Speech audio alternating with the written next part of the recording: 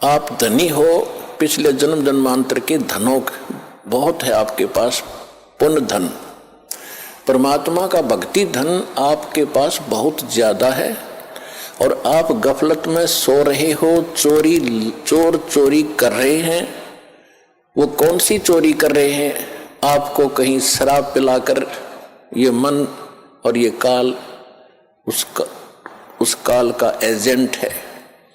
ये आपको ना जाने कहाँ सांग सिनेमा में ले जा करके वहां आपका समय व्यर्थ कराता है और कहीं इधर झूठी भक्ति करवा के आपकी भक्ति धन का नाश करवाता है।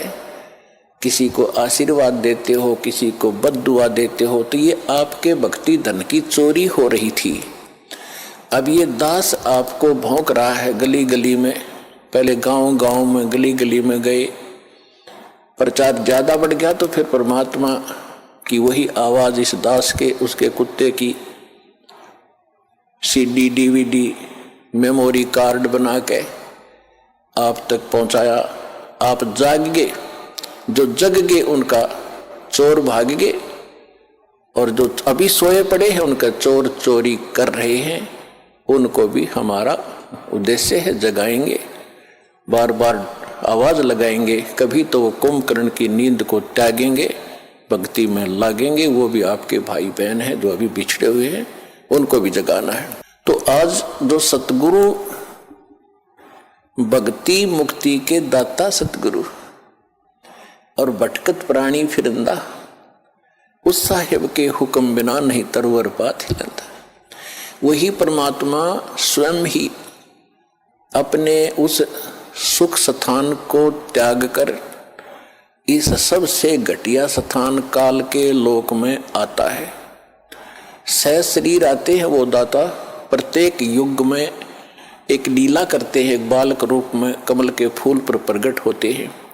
कुंवारी गायों से उनके बचपन की परवरिश होती है और फिर बड़े होकर के वो परमात्मा एक आम नागरिक की भी, अच्छे नागरिक की भूमिका करते हैं और सतगुरु की भूमिका भी करते हैं।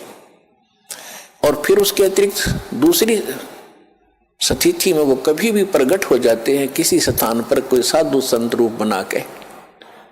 कलयुग के अंदर विशेषकर वो जिंदा महात्मा के रूप में ही प्रकट हुए हैं और अच्छी आत्माओं को मिलते हैं। ये वेदों से भी आपको प्रमाणित कर दिया कि परमात्मा सतलोक में रहता है और वहां एक सिंहासन पर विराजमान है, तख्त पर। असंग ब्रह्मांड के कंट्रोलर के तख्त यानी सिंहासन पर, राजगद्दी पर मालिक बैठे हैं। वो महाराज हैं, वो भगवान हैं। और यहाँ छोटे मोटे टुकड़ों के जो राजा बने बैठे हैं, ये लोक भी नकली, ये राजा भी नकली। इनका अपना अस्तित्व नहीं, कब मर जाए, कब इनका विनाश हो जाए, कहाँ क्या बीमारी हो जाए। तो एक ही भगवान, वही शक्ति, वही मालिक है, वही सतगुरु है और वही वास्तव में महाराजा है। तो महाराजा की तरह परमात्मा सतलोक में विराजमान है। तो वो परमात्मा यहाँ जब आते हैं एक अच्छे नागरिक का रोल भी करते हैं, सतगुरु का रोल भी करते हैं, भूमिका करते हैं वो। और दूसरी स्थिति में वो परमात्मा अच्छी आत्माओं को मिलते हैं, वहां से सहशरीर आते हैं जिंदा महात्मा के रूप में, सबको अच्छी आत्माओं को मिलते हैं, उनको अपने से परिचित कराते हैं। फिर वो पुण्यात्माएं भी परमात्मा की महिमा आंखों देख कर आपको सुनाते हैं। लेकिन सबसे बड़ी हमारे अंदर एक कमी रही, जो हम परमात्मा को नहीं पहचान सके, ना उन महापुरुषों की उन वाणी को हम समझ सके जिन्होंने अपने अमृत वाणी में एफिडेविट देकर गए, वो भगवान के विटनेस बने, गवाह बने। हम नहीं समझ सके क्योंकि हम अशिक्षित थे। हमारे पूर्वज जो थे वो श्रद्धालु गणे थे, विश्वासी बहुत थे, क्योंकि जो आत्मा अच्छी होती हैं वो विश्वास प्रत्येक पर कर लेती हैं। और परमात्मा ने आपको शिक्षा इसलिए नहीं दी पहले समय में, यह शिक्षा हमारी सबसे दुश्मन है। यदि हम शिक्षा प्राप्त करके परमात्मा की खोज नहीं करते हैं तो यह शिक्षा व्यर्थ है। इस शिक्षा ने हमें अहंकारी बना दिया और मर्यादाहीन बना दिया, माया का अधीन बना दिया, माया ही जोड़ना एक उद्देश्य मान लिया। कोई भी बच्चा शिक्षा ग्रहण करने के लिए घर से चलता है, उसका उद्देश्य यही होता है, बड़ा अफसर बनूं, घनी कमाई करूं, 2 नंबर की घनी करूं। वो कौन सी ट्रेनिंग है जिसमें तनख्वाह से अतिरिक्त और मिलती है, रिश्वत घनी। IAS बनूं, IPS बनूं, मंत्री बनूं, MLA बनूं, मुख्यमंत्री बनूं, घने माया जोड़ूं। तो क्या मनुष्य जीवन का यही काम था? ये कार्य तो एक गोबर का भूंड करता है, गोबर का भूंड। अगर हमने यही काम के लिए मनुष्य जीवन पाया है तो गोबर का भूंड कैसा होता है? खेतों में पशु गोबर करते हैं और उसको भूंड होते हैं, छोटे छोटे जीव होते हैं, और वो क्या करते हैं, उस गोबर को निकालते हैं, उसमें से उसके गोली बनाते हैं, गोले छोटे छोटे, और उसको ढका के उसको रोल करके अपने बिल में भर लेते हैं। उस बिल को गहरा बनाते रहते हैं मिट्टी से खोद खोद के, और उसको गोबर को ठोक लेते हैं, गरोले बना बना के वो गोबर खाते हैं। तो वो व्यक्ति, वो प्राणी वही होते हैं जो मनुष्य जीवन में माया जोड़ जोड़ जोड़ जोड़ कर बैंक भर ले, कोठी बना दे, बंगले बना ले। फिर वो क्या करते हैं, वो हमने देखा कई बार। हम क्योंकि दास का जन्म किसान परिवार में हुआ, खेतों में जाना पड़ता था, पाली भी गए कई बार पशुओं को साथ के साथ। तो वो दोनों पति पत्नी भूंड गोबर को इकट्ठा करते हैं, अच्छा मोटा गोला बनाकर उसका, और फिर उसको दोनों धका कर ले जाते हैं, एक आगे से एक पीछे से, और मंडे रहे इतने पूरा ना खत्म कर लें, कहीं और ना ले जा और कम पड़ जा। और कभी कभी भैंस या गाय के पैर के नीचे आके वो दोनों ही मर जाते थे, वो गोबर धरा धरा रह जाता, इकट्ठा करा करा बिल में।